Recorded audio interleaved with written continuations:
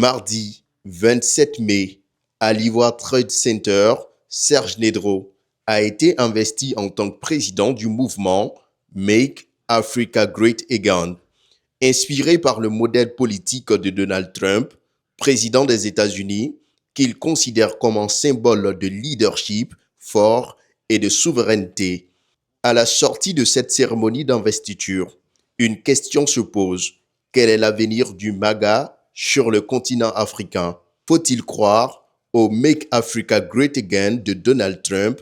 Ce sont à ces différentes interrogations qu'a tenté de répondre Nicolas Conquer, représentant du Parti républicain en France, face aux journalistes de Global Africa Télé-Sud.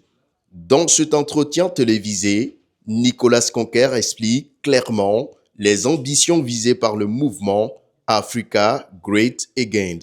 Alors, l'ambition, elle est très claire, elle est de pouvoir s'inspirer du succès du Trumpisme et de voir dans quelle mesure ça pourrait avoir une prise en Afrique. Moi-même, étant un fervent supporter de Donald Trump, son représentant en France, j'écris actuellement un essai politique sur ce qui est transposable du Trumpisme pour la France et pour l'Europe, et je suis très intéressé de voir comment ça peut inspirer d'autres pays, et notamment l'Afrique, sur des propositions très concrètes et de bon sens qui vont permettre à redonner une fierté, une unité et une prospérité économique à l'Afrique.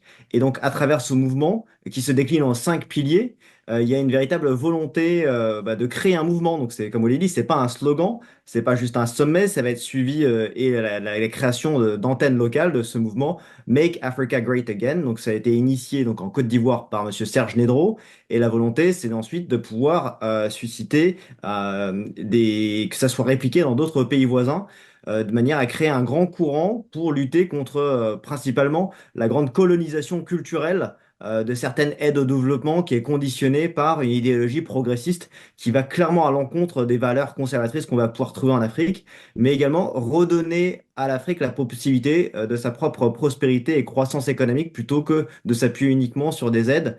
Donc ce mouvement, pour moi, a suscité un grand enthousiasme. Il y a différents pays qui étaient représentés, la Guinée-Bissau, le Ghana, l'ambassade américaine était présente aussi, et donc je pense que ça, c'est vraiment un mouvement qui porte un grand avenir.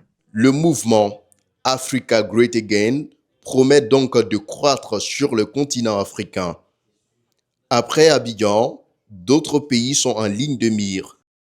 L'objectif ensuite est de répliquer ça en Guinée-Bissau notamment, en Ghana, et l'objectif c'est également de pouvoir infuser ça lors de différents rendez-vous, différents sommets comme le rendez-vous en Angola la semaine prochaine. Après son implantation officielle sur le continent africain, on peut aisément se demander quels sont les enjeux du mouvement sur le continent.